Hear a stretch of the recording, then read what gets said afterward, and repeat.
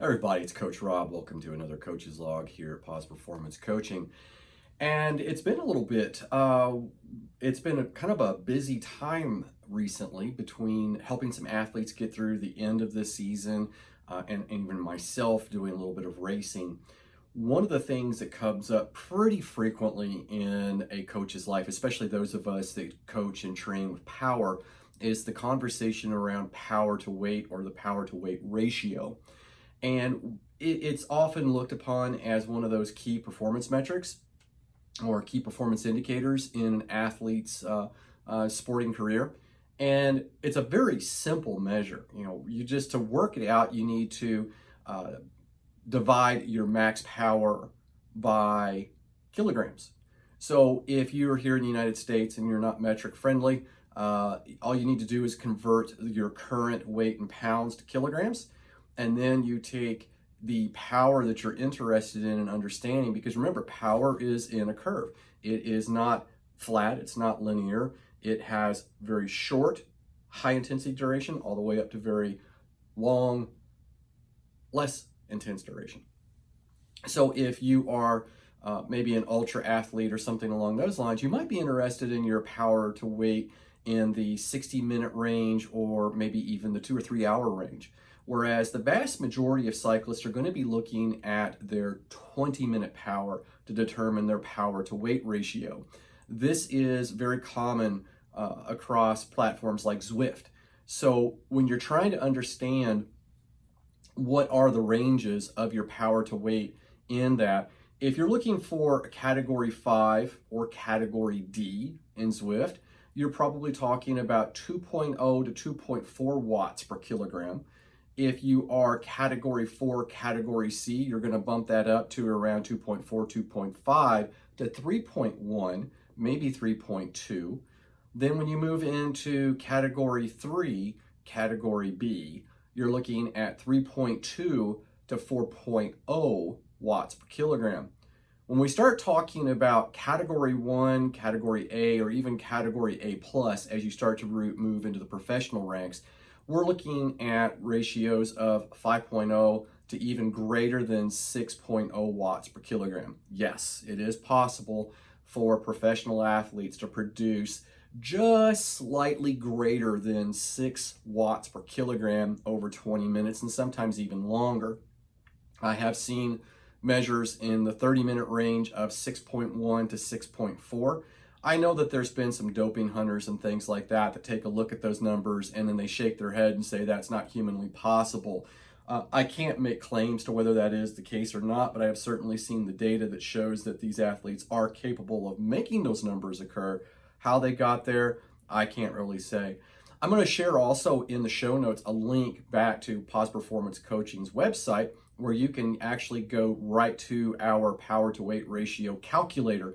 So you can put in your power numbers for any one of these particular time slots in power curve that you're interested in and determine what your pounds to kilograms is and then get your final measure.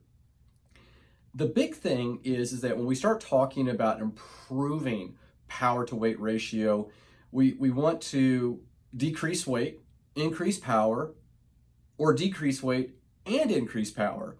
So that sounds pretty simple and very straightforward until you start really digging into when that occurs. There are going to be times of the year that are better than others to focus on weight loss as well as increasing power. There are things that you can do in tandem with both, but there's a kind of a diminishing returns if you try to conquer both things, weight loss and power. You also need to understand too, there are times where it doesn't make sense to actually try to be light. So if you're racing or you have some focus in your performance on descending and even on flatter stretches of road, then you're probably not going to benefit as much as you think you are from some weight loss when you're trying to improve power to weight. It's only good if you can use it too. So if you've improved your power and you have lost the weight, can you actually utilize it? Will your position even support these changes on added power? Are you too timid to put that power out? And then lastly, in the real world, watts per kilogram isn't the whole picture when we talk about performance metrics. We also need to look at rolling resistance, drivetrain efficiencies, your coefficient of drag area, pacing, fueling, focus, self-talk. All of this stuff plays a really large role in how your performance goes from mediocre to, world level. The other thing too that we talk about is training to improve power. Now, we talked about this a little bit. You can go back, and I'll make sure there's some links in here, or it's going to fly across the screen here in a second, where we talk about FTP. And of course, you can go back to the webinar that I did on testing for FTP, because that's really the foundation of this discussion. You have to have that information before you can start making any kind of decisions as a self-coached athlete, or if you're working with me, on how to improve your threshold power going forward, because that's really where we're looking at when we start talking about measures, whether you're a runner or a cyclist. In all of these cases, though, what you're going to be looking at is you're probably going to be wanting to do something in the neighborhood of 90% or greater of functional threshold power is going to be where you're trying to have your focus in training. So if you're trying to improve your threshold power, you're going to be looking at time frames in the range of 5, 10, 15, 20, 30, 60, and maybe even in a handful of cases, 90-minute long intervals. And we're looking at somewhere actually in a range of 82% to 92%. The moment that you start to pull those times down from a 20-minute interval and you start getting into 5-minute or shorter intervals, then you don't go from 82 to 90%. Now you're looking at somewhere in the neighborhood of 92% to 110%. So it is a sliding scale, and it's very difficult to understand just from talking to a general audience what you need. It really correlates to what your racing discipline is, the types of courses that you race on, the type of efforts that you put in. Remember, it's the key to this is specificity. I can tell you that doing a bunch of 2x20s will actually improve your FTP, and it certainly can, but is that going to be applicable to the type of racing that you're doing? When you also talk about trying to drop weight, we have 2 times the year, excuse me, that we're working towards. We have the event or race season, and then we have what we would traditionally refer to as the off season. Does not necessarily mean that's the winter. It depends on your schedule. It doesn't necessarily even mean that it's cold temperatures out. It just means it's the off season. It's not when you're racing. It's not when you're competing. In that time frame is really where the best opportunity is for improving weight loss. So if you are trying to lose weight during the race season, depending on where you are in your schedule, periodized, polarized, you may not want to lose any weight on a given week, especially if you're trying to get to a race date. If you have races spread out, then I would suggest try not to lose more than 1 pound per week. Anything above that is going to lead to a lot of fatigue, and it's going to pile up much, much, much, much faster. And eventually what happens when you've had 6, 8, 9, 10 weeks of hard training, racing, and trying to mix in weight loss, eventually something's going to give. And the first thing usually is performance. You start to notice that either your power or your performances plateau, or they start to decrease. And the more you push on that and try to continue to maintain or lose that additional weight, then you start putting yourself at risk for illness, or you go beyond overreaching and you start to tip into overtraining. And overtraining quite often in the life of an athlete is going to end up with things like upper respiratory infections, and it could even go much, much, much deeper, and you start looking at hormonal imbalances as well as inviting all kinds of nasty viruses into your life. One of them that you may be familiar with from listening to Pro Tour folks, and because if I'm not mistaken, Mark Cavendish fought with Epstein-Barr or mono, and that is very debilitating. It doesn't get any easier the older that you get. You know, it's usually something that you think about, maybe at least here in the States, getting that in high school, also known as the kissing disease.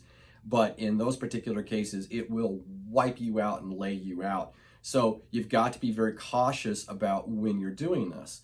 In the off season, it's a lot easier to lose that weight because, well, we're not focused on high intensity. We're not racing. Our efforts are 100% on trying to rebuild foundational, development of muscle, endurance, whatever it is that we're focused on. So there's more volume potentially, but the intensity is significantly less than what we were doing during the training season.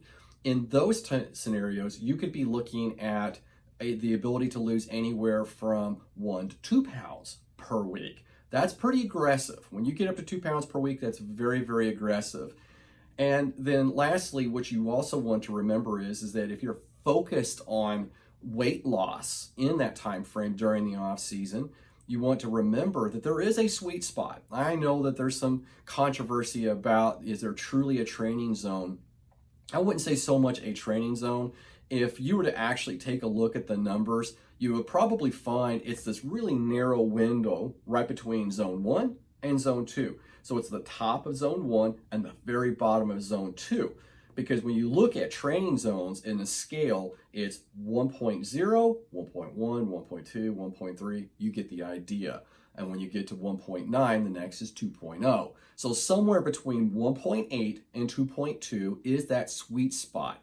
Now, it really doesn't start to ramp up until you've been either running for about 45 minutes, 35 minutes, maybe, probably closer to 45. And if you're on the bike, you're looking at an hour and a half or greater to utilize that sweet spot. So when we talk about this, we can't look at things without the bigger picture. It's not just about calories in, calories out. You also need to look at the quality of the food that you're eating too. So there is going to be restrictions in diet. If you're working with me as an athlete, you're going to hear more or less the same things. If it comes in a package, a box, beverages in cans, in bottles, you're probably reaching for the wrong things. So what I like to tell people all the time, it's really simple. Lean sources of animal protein, unless of course you're vegetarian or vegan. And if not, then you're looking for less legs, the better when it comes to your animal protein. So while red meat isn't horrible, it's not the best. You've got red meat, cow on this end, and you've got fish on this end. No legs, some legs. That gives you an indication of everything else in between. Then when you start talking about your fruits and vegetables, you want to make sure that your protein source is small and your vegetable source is enormous. So when you look at a plate and you're looking at it as a clock, you're only talking about maybe a quarter of an hour on that clock would be protein, and the rest would be your fruits and vegetables, with a larger share going to vegetables. And when we look at vegetables, you can start with dark leafy greens, and then you can build up to your fruits and vegetables that are not a green. And then those fruits and vegetables need to be very colorful. The more color on your plate, the more polyphenols in your life, the better you're going to start feeling. And then when you start talking about what you should be eating in training as well as in competition, that's not hard. It's electrolytes, trace minerals, and either whole foods or well sports engineered foods. Not all sports engineered foods are created equal. I am someone who will consume Lara bars. Not a bad thing. I used to be a big fan of things like Kind bars. The problem is there was just some change in their formula some time ago that just left me feeling yucky. So you got to learn how to listen to your body. All of this information seems pretty simple and pretty straightforward to consume, and it is. But I would say this, is that you're going to have to do a couple of things. If you're serious about getting your nutrition, dialed in, your weight dialed in, and your performance numbers up, you're going to want to seriously think about working with the coach, especially if this is something that you've been struggling with. And you may even discover that you need to bring in not just one coach, but a couple of coaches. You might need your traditional cycling running coach, endurance coach, and then you may also need to be working with a sports nutritionist. Or if you're lucky and you can work with me, you get both, the best of both. So That's it in a nutshell. I hope you've been enjoying the Coach's Log series. Please feel free to leave any sort of comments. If you've got questions or doubts about any of this thing that I've been sharing, this is pretty basic, but I think what's been missing from a lot of the chatter out there on this subject is kind of the bigger picture. Yes, we understand what power to weight ratio is, but how do we improve upon that? And when does it really help and when does it really kind of fall flat? So if you have any more input on that, let me know. Otherwise, have a great rest of your training week, and I look forward to talking to you again very soon.